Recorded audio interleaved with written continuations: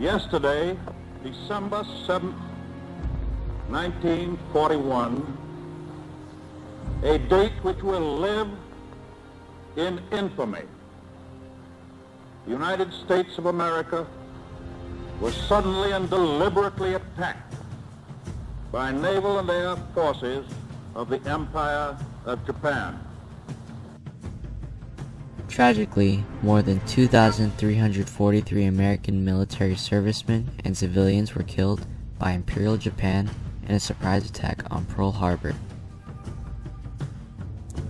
This occurs on December 7, 1941, on the Hawaiian island of Oahu.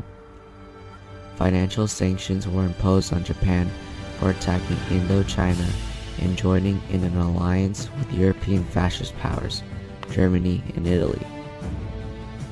The attack on Pearl Harbor catapulted an isolationist United States into World War II.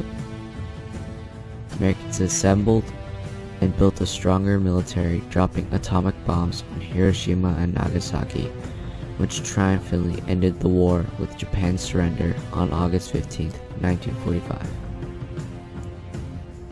So, what led to this great tragedy in world history?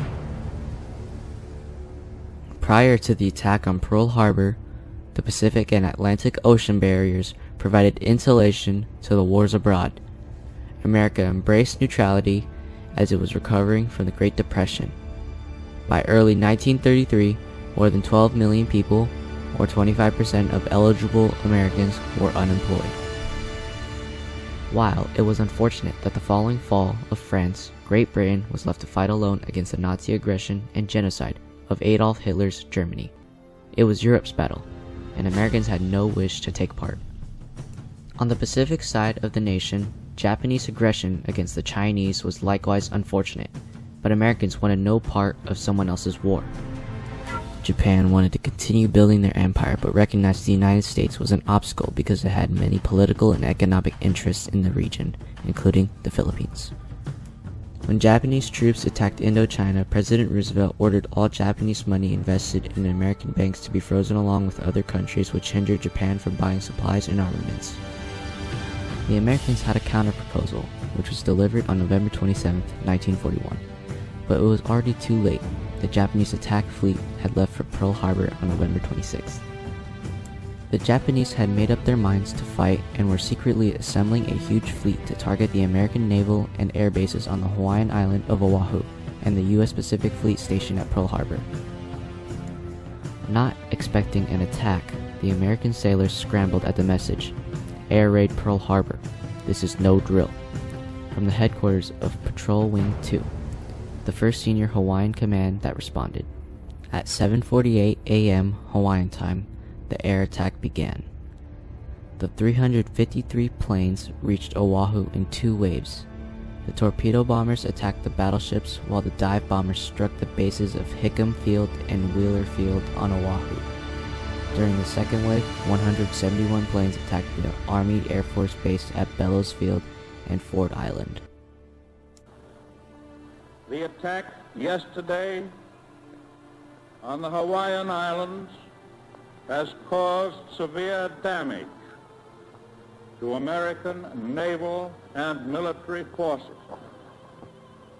I regret to tell you that very many American lives have been lost. The 90-minute attack left 2,008 sailors, 218 soldiers and airmen, 109 Marines, and 68 civilians dead. 18 ships, including 5 battleships, had either been sunk or run aground. Half of the American deaths were caused by the explosion of the forward magazine on the USS Arizona after it was hit by a modified 16-inch shell. As the USS Nevada, which was on fire from a torpedo hit, tried to escape from the harbor, the Japanese bombers sent bombs to prevent the ship from getting away. To prevent the Nevada from blocking the entrance to the harbor, the ship was intentionally beached.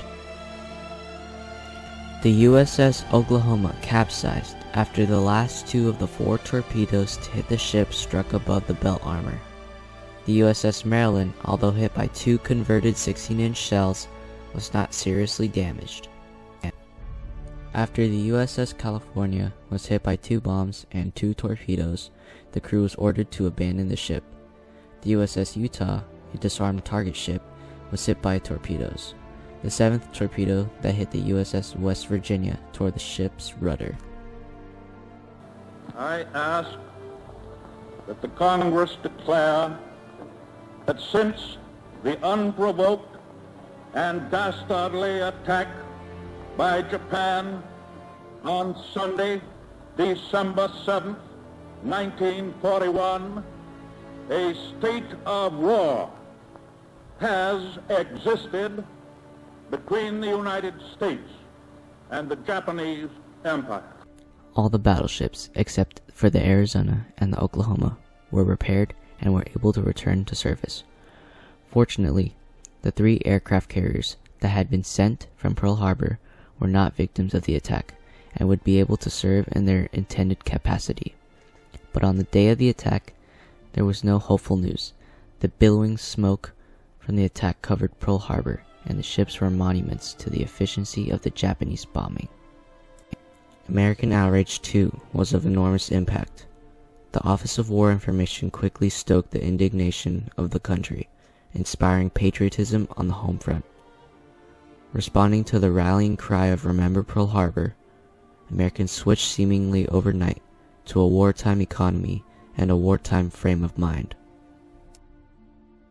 As American men donned their country's uniform and went overseas to fight the enemy, American women filled their places in the factories, working at jobs previously performed by men so that the nation's accelerated pace of industry would not be slackened. World War II provided unprecedented opportunities for American women to enter into jobs that had never before been open to women, particularly in the defense industry. Approximately 350,000 American women joined the military during World War II. They worked as nurses, drove trucks, repaired airplanes, and performed clerical work to free up men for combat. America provided support to Great Britain, Free France, the Republic of China, the Soviet Union, and other allies through the Lend-Lease program, which provided food, oil, and material, including warships, warplanes, and weapons, from 1941 to the end of the war in August 1945. Not long after the attack, the Japanese controlled much of the Pacific, including the Philippines, Burma, Dutch East Indies, Singapore, Hong Kong, Wake Island, and Guam. But within 6 months, the tide turned at the Battle of Midway, after Admiral James Doolittle flew a raid over Tokyo. The U.S. Navy was ready at Midway and sunk all 4 of Japan's aircraft carriers. By 1945, the war against Japan had come down to the Battle of Iwo Jima and Okinawa. By July 1945, 64 of Japan's cities had been greatly or partially destroyed by bombing. On August 6, 1945, the Enola Gay flew over Hiroshima and dropped a 5-ton bomb on the city. The blast, the equivalent to 15,000 tons of TNT, instantly killed 80,000 people and destroyed 4 square miles of the city. Japan would not surrender. On August 9th, the Americans dropped a second bomb, this one on Nagasaki. Almost 40,000 people died. On August 15th, Japan surrendered unconditionally. General Douglas MacArthur, appointed as Supreme Commander of the Allied Powers, arrived in Tokyo on August 30th, and on September 2nd, Japan signed the terms of surrender aboard the USS Missouri. The attack on Pearl Harbor is a perfect example of triumph and tragedy.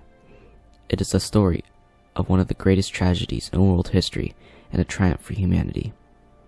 The world witnessed Americans rise up from the destruction and wreckage of the attack on Pearl Harbor, and then rebuild and fight back against the Imperial Japan and fascist powers of Germany and Italy.